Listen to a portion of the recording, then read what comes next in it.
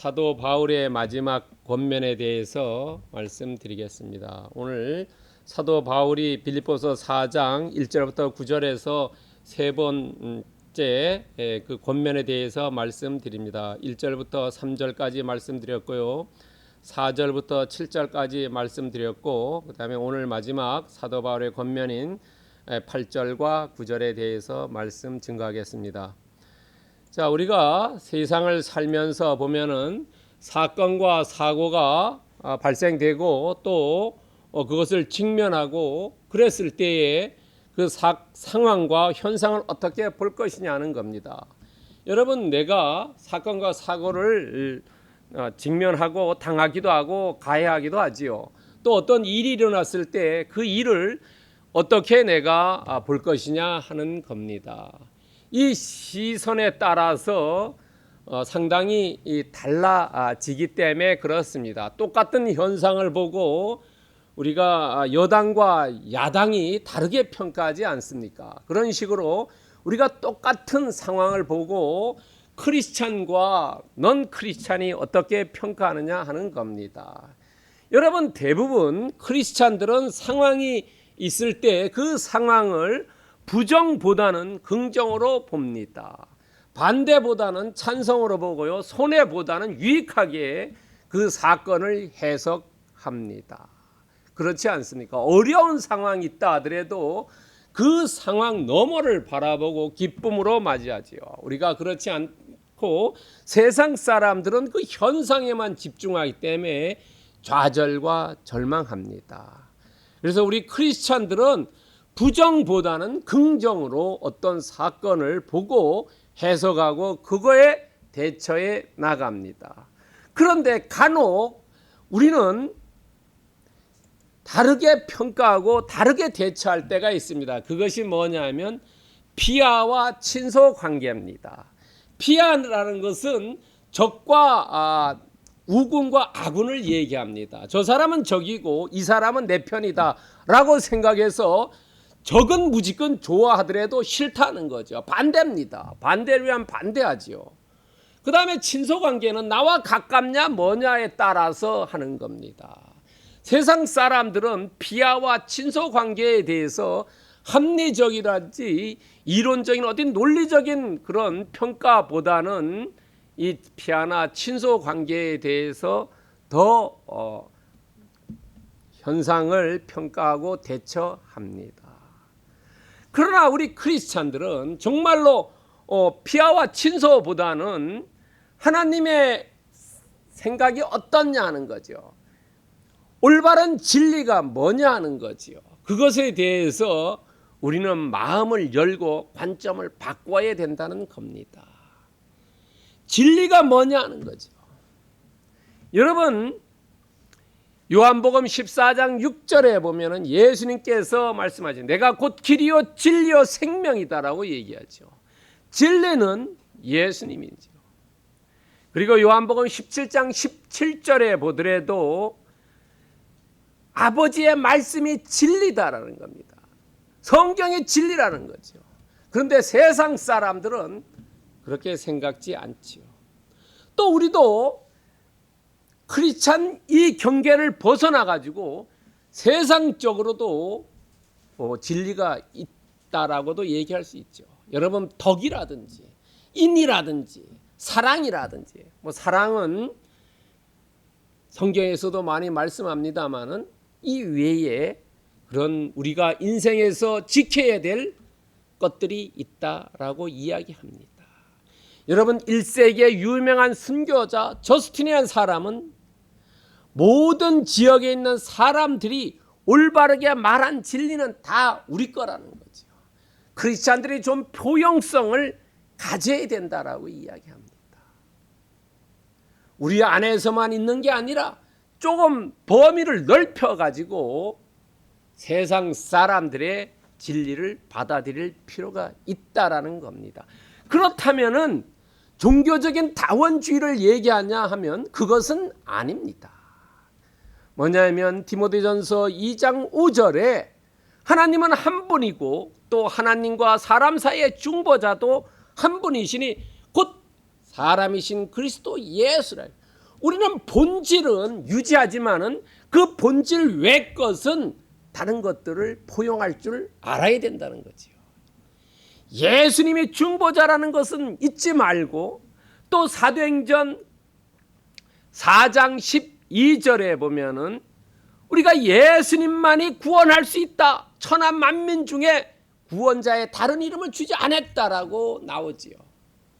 여러분, 예수님을 통해서 우리가 구원받고 예수님이 우리의 중보자지만 그 외에, 본질은 잊어버리면 안 되지만 그 외의 것들은 우리가 세상적인 진리도 받아들여야 된다는 겁니다. 오늘 사도 바울이 권면하는 내용 8절이 그 당시에 헬라의 문화를 받아들이자고 이야기하고 있습니다. 자, 오늘 본문을 보겠습니다. 본문 8절과 9절은 오늘 보면은 두 개의 문장으로 되어 있습니다. 그러나 원래 헬라어 문장은 하나로 되어 있어요. 하나로. 문장이 하나입니다. 그런데 오늘 본문에 특별히 8절에 보면은 8가지가 나옵니다. 8가지가 나오는데, 미덕 8가지가 나오는데 그 중에 6개는, 앞에 6개는 형용사로 쓰여 있고 뒤에 2개는 명사로 쓰여 있습니다. 그래서 일부 사람들은 이 8개의 미덕이라고 얘기하기도 하고 또 6개를 얘기도 하는데, 이 6개가 뒤에 2개를 수식한다고 해야 될까요? 이렇게 얘기하는 분도 있습니다. 제가 보기에는 이 형용사 6개가 그 당시에 헬라의, 우리가 헬라 문화에서의 높게 쳐준 덕이라는 거지요. 가치라는 겁니다. 크리스찬들이 그것을 받아들여야 된다라고 볼 수 있습니다. 그런데 이렇게 사도 바울이 미덕 목록만 얘기한 게 아니고, 우리가 사도 바울이 쓴 다른 성경을 보면은요, 악덕 목록이 있습니다. 로마서 1장 20절부터 32절에 나오고, 고린도전서 6장 9절에서 10절에 나오고, 갈라디아서 5장 19절에서 21절에 보면은 악한 것들을 기술해 나왔어요. 선한 것은 빌립보서 4장 8절에만 나오는데 악한 것은 3군데나 나옵니다. 그러니까 악한 것이 사람들이 악을 더 많이 행하는 거죠. 그러니까 3군데나 써놓으면서 이것들을 피해라라고 얘기하는 겁니다. 그리고 오늘 8절에 보면 형용사 6개 중에 마지막에 보면은 칭찬받을만 하며 라는 단어가 나옵니다. 이것은 헬라어로 유페마입니다. 이건 신약 성경에 딱 한 번 나옵니다. 그래서 다른 한글 성경에 보면은 공동 번역에 보면 영예로운, 표준 세번역 보면은 명예로운, 킹 제임스 버전에 보면은 좋은 평판 있는, 이렇게 다르게 번역해 놨어요. 유페마를.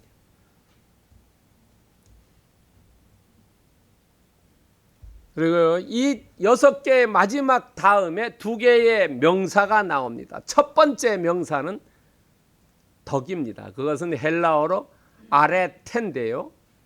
이것은 오늘 빌립보에서는 영어 성경을 보면 엑셀런스로 나옵니다.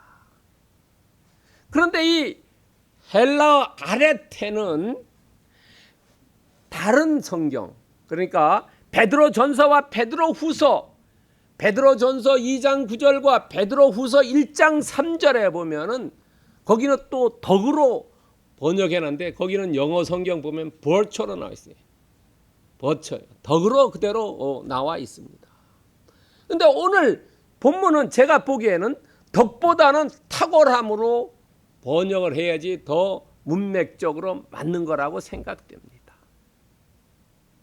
그 다음에 또 하나 명사 나오는데 그것은 기림입니다. 기림은 헬라어로 에파이노스인데 영어 성경 보면 프레이즈입니다. 근데 이것은 성경에 로마서라든지 고린도전서 보면은 칭찬이라고 번역해놨어요. 그리고 빌립보서 1장 11절에 보면은 찬송이라고 번역해 놓았습니다. 그래서 제가 보기에 오늘 문맥에 보면은 기림보다는 칭찬으로 번역해야지 더 합리적이고 매끄러운 번역이 아니냐라고 생각되어집니다. 이 기림을 중국이나 일본 성경에 보면은 거기는 칭찬이라고 번역해놨어요. 일본 성경에도 칭찬으로, 중국 성경에도 칭찬으로 번역해 놓았습니다. 그러니까 덕은 탁월한 거고 칭찬은, 기림은 칭찬받을 만 행위에 대해서 이야기하는 겁니다. 자, 오늘 빌립보서 4장 8절과 9절에서 무엇을 우리에게 사도 바울이 이야기하고자 하는 것을 조금 더 깊이 한번 상고해 보겠습니다. 첫 번째 생각하랍니다. 7절과 8절의 마지막 보면은 이것들을 생각하라 합니다. 앞에 6개의 형용사와 2개의 명사에 대해서 생각하라. 그것은 그 당시에 헬라의 전통적인 덕목입니다. 기독교에는 있지 않습니다. 이방 문화입니다. 그러나 이방 문화지만은 좋은 것은 우리가 포용하자라는 겁니다. 그래서 6가지가 참 경건, 오르며 정결하며 사랑받으면 칭찬받을 만하며 이 6가지를 받아들여라는 거예요. 왜냐하면 가만히 생각해 보세요. 이 당시에 빌립보에 교회가 없었지요. 처음 교회가 만들어졌습니다. 그러나 사도 바울이 목회하다가 지금 없습니다. 거기에. 그러니까 이 사람들이 어떻게 가야 될지 모릅니다. 여러분, 한 나라가 제대로 작동되려면 100년이 지나야 합니다. 우리나라도 산업화가 되고 민주화가 된 역사가 짧기 때문에 혼동을 겪고 혼란을 겪습니다. 100년이 지나면은 그 안에 여러 가지 과정을 겪어서 어떤 어려울 때 어떻게 가야 된다는 걸 알 수 있습니다. 우리의 삶도 내가 처음 시작하는 것은 알 수가 없습니다. 그러면 앞에 사람이 간 거라든지 뭐 책을 통해서 배우는 겁니다. 지금 이 사람들은 어떻게 가야 될지를 몰라요. 어떻게 신앙생활해야 될지를 모릅니다. 그랬을 때 너희들이 그 당시에 헬라의 전통적인 덕목인 6가지를 사도 바울이 권면합니다. 너희들이 이것들을 생각해라. 그리고 생각하면서 2가지를 더해주죠. 덕과 기림인데 덕은 이것들이 탁월하다. 이 6가지가 이방 문화에서도 높은 것을 가지고 있다. 그렇기 때문에 너희들이 이것을 인정해라. 그리고 너희들이 칭찬받을 수준에까지 올라가라는 겁니다. 여러분요, 이 덕목 그 자체가 아니라 그것을 지키는데 다른 사람들보다 훨씬 월등하게 지켜라는 거죠. 그러면은 칭찬을 받는다는 거죠. 여러분, 칭찬받는 것이 평범하면은 칭찬받지 못하지요. 뛰어나야지 칭찬받지요. 뛰어나야지 상을 받을 수가 있지요. 그래서 그 탁월한 것을 칭찬받을 수준까지 올리라는 겁니다. 그러기 위해서 너희들이 지금 크리스찬끼리 교류하지만은 거기에 대해서 너희들이 관점을 바꿔라. 세상적인 좋은 것도 가지고 들어와라 하는 거죠. 그리고 그러기 위해서는 너희들이 관점을 바꿔라 하는 거예요. 왜냐하면 범사에 헤아려 좋은 것을 취하라는 거예요. 데살로니가전서 5장 21절에서 이야기하고 있어요. 세상에서 도덕적으로 윤리적으로 높은 것은 가지고 와서 생활해라는 거예요. 그러기 위해서 우리는 잘못하면 그러면은 예수 그리스도의 본질에서 벗어날 수 있는데 그러면 안 된다는 거죠. 내가 그것을 행할 때는 예수님 같이 생각해라는 겁니다. 히브리서 3장 1절에서 이야기하고 있습니다. 예수를 깊이 생각해라는 거예요. 내가 이런 상황이 있을 때 예수님이 어떻게 행했을까라고 깊이 한번 묵상해 보자라는 거죠. 성찰해 보자라는 겁니다. 두 번째는요, 행하라는 겁니다. 지금 생각했어요. 생각한 것을 생각이 나쁜 생각이 아니죠. 다 좋은 생각 6가지고 그것을 인정하고 그것에서 칭찬받을 수준에까지 올라가라 라고 이야기합니다. 그러면은 두 번째는 9절의 중간쯤에 보면은 너희는 내게 배우고 받고 듣고 본 바를 행하라라고 이야기합니다.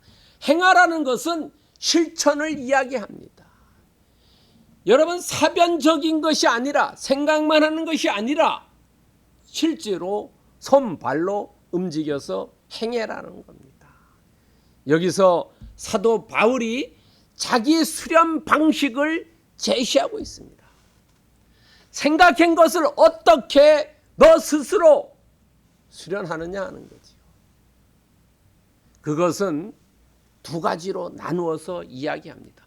네 가지를 이야기하지만은 그 네 가지를 자세히 보면은 두 가지입니다. 하나는 전통을 지키고 하나는 너가 체험한 것을 행해라는 거예요. 전통은 배우고 받은 거래요. 사도 바울로부터 배우고 받은 거. 그 다음에 체험은 너가 듣고 본 것이라는 거죠. 너가 듣고 본 것.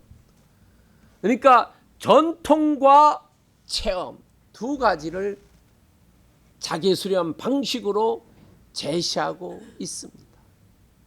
왜냐하면 우리의 신앙이 삶과 유리된 고상한 말로만이 아니고 그것을 삶에서 구현하라는 거죠.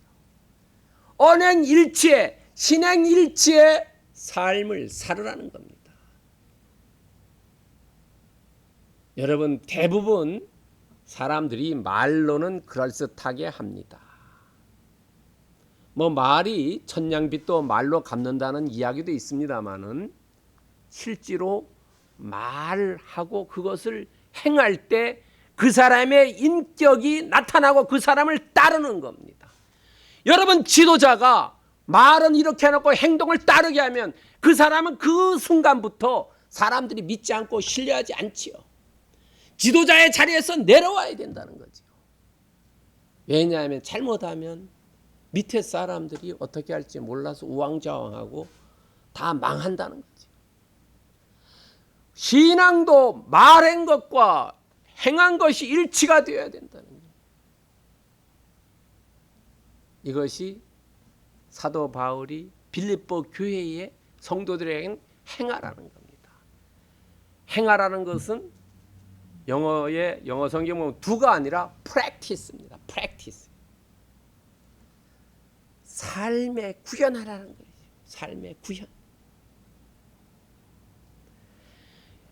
여러분, 삶에 구현하면은 어떻게 나타나냐면 고린도 후서 2장 15절에 나타나는 겁니다. 그리스도의 향기가 나타난다는 거죠. 저 사람 정말로 크리스찬답다.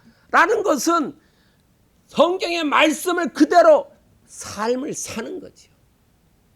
많은 사람들이 그렇게 안 살고 말로는 뻔드름한데 행동은 거꾸로 하고 반대로 하기 때문에 그렇지요. 신뢰를 잃어버리는 게 왜 잃어버립니까?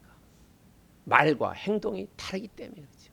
말과 행동이 같으면은 저 사람 정말로 답다, 크리스찬답다, 지도자답다, 저 사람을 따르자, 저 사람에게 배우자라고 하는 거예요. 그것이 곧 크리스찬으로서는 그리스도의 향기라는 거지요.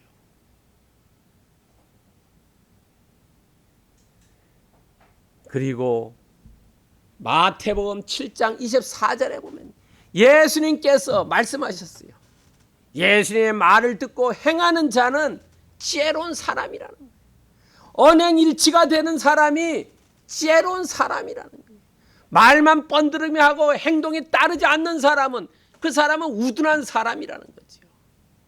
말과 행동이 같은 사람은 지혜로운 사람이라는 거예요.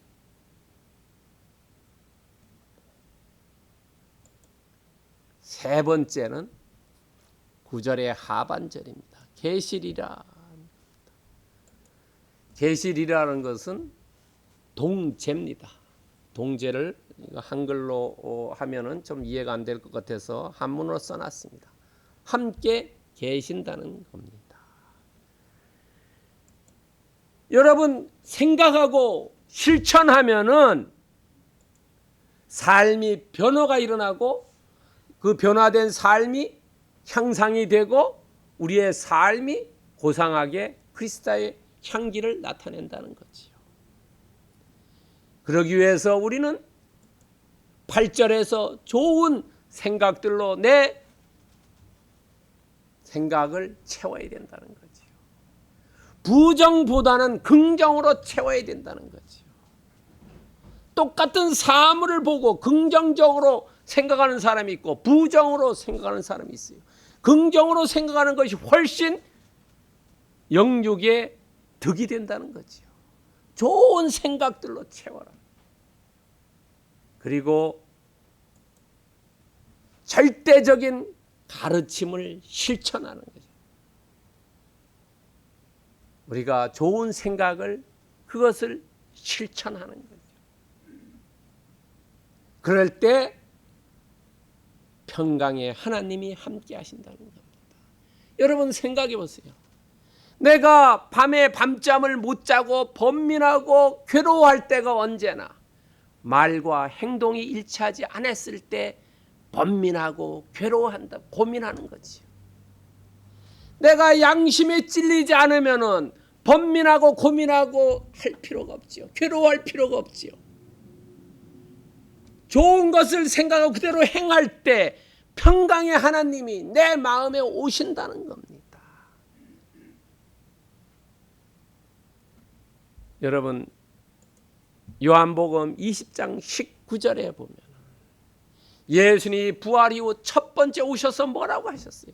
너희들에게 평강이 있을지어다는 거죠. 두렵지 않습니까?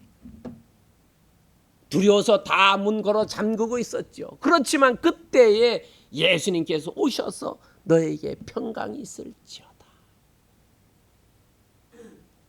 여러분 우리에게도 주님이 오셔서 너에게 평강이 있을지어다 이야기해 주십니다. 여러분 베드로 후서 1장 2절에 보면은 하나님과 우리 주 예수를 알므로 은혜와 평강이 너에게 있다. 우리는 하나님과 예수님을 알면 알수록 평강이 우리 안에 더욱 많아진다는 겁니다. 우리가 예수님을 잘 모르기 때문에 우리 안에 번민과 고민과 밤잠을 설치고 뜬 눈으로 지새우고 어려움이 닥친다는 거죠. 예수님을 알므로 평강이 내게 더욱 많아진다는 거예요. 함께 하시기 때문에 예수님이 나와 함께 하시면 두려운 게 없지요. 앞에 아무리 높고 가파른 산이 온다 하더라도 그 산을 넘을 수 있다는 것. 그렇다면 오늘 본문을 통해서 빌립보서 4장 8, 9절을 통해서 우리에게 주고자 하는 메시지는 뭐냐는 거죠. 빌립보 교회의 마지막으로 권면한 이 메시지는 실천 신학이라는 거죠. 오늘날로 얘기하면은 너희들이 행동을 말씀대로 하라는 거죠. 사변적인 신학이 아니라, 머릿속에만 있는 신학이 아니라 정말로 내가 손과 발과 몸으로 행하는 신학이 되어야 된다는 거죠. 그것이 곧 복을 받을 조건이라는 겁니다. 여러분, 말씀대로 행하는 것이 곧 복을 받는 겁니다. 야고보서 2장 22절에 보면은 내가 보거니와 믿음이 그의 행함과 함께 일하고 행함으로 믿음이 온전하게 된다는 겁니다. 여러분, 내가 생각했던 대로 열심히 일하고 땀을 흘려 일할 때 그때의 단잠은 어떻습니까? 정말 꿀같지요. 그러나 사변적으로만 생각하고 아무것도 안 하고 이럴 때에 밤에 잠이 안 오죠. 행함으로 믿음이 온전하게 된다는 거예요. 너희들이 실천을 해라. 사변하지 말고 실천하는 신학, 그것을 지금 사도 바울이 빌립보 교회에게 마지막 권면으로 주고 있고, 또 21세기에 사는 우리들에게도 같은 권면을 주고 있습니다. 자, 그렇다면 우리는 삶의 이 실천 신학을 어떻게 적용해야 하느냐는 겁니다. 첫 번째는 선한 생각을 해야 하는 겁니다. 우리에게 악한 생각을 주는 것은 사탄 마귀 귀신이기 때문에 그때마다 나사렛 예수 이름으로 물러가라. 우리의 마음속에는 선한 생각, 참되고 경건하며 옳으며 정결하며 사랑받을 만하며 칭찬받을 만한 이런 선한 생각을 우리도 해야 된다는 거죠. 두 번째는 이 선한 생각을 한 다음에는 거룩한 실천이 있어야 된다는 거예요. 그냥 실천이 아니에요. 이 거룩한 실천이 있어야 된다는 겁니다. 선한 생각과 거룩한 실천이 있으면 거기에는 반드시 평강의 하나님이 동재하신다는 겁니다. 함께 주신다는 거예요. 여러분, 생각해 보세요. 좋은 생각을 내가 그것을 행하면은 마음이 어떻겠습니까? 마음이 좋지 않겠습니까? 뭐든지 우리가 봉사했을 때 어떻게 했습니까? 마음이 기쁘지 않습니까? 예수님도 받는 것보다 주는 것이 더 기쁘다는 거예요. 시장통에 가서 사람들이 생활하는 거 보면은 아하, 나도 저렇게 살아야 되겠다라고 생각하지 않습니까? 우리가 평강의 하나님이 우리 마음속에서 내재해 주신다는 겁니다. 고린도전서 14장 33절에 보면은 하나님은 어지러움의 하나님이 아니요 오직 화평의 하나님. 하나님이 내 마음에 오시면은 화평하고 편안하고 평강을 누린다는 겁니다. 하나님이 오셔갖고 내 마음이 막 어지러워지고 어떻게 할지 갈팡질팡하는 것은 하나님이 주시는 마음이 아니라는 거예요. 내가 좋은 생각을 하고 거룩한 실천을 했을 때 거기에는 평강의 하나님이 오신다. 오셔서 내주해 주신다. 여러분, 선한 생각과 거룩한 실천을 했을 때도 평강이 안 오면은 그것은 선한 생각이 아니고 실천을 잘못했다는 겁니다. 마태복음 28장 28절에 보면 마태복음의 마지막 말씀이죠. 내가 세상 끝날까지 너희와 항상 함께 있을 것이다.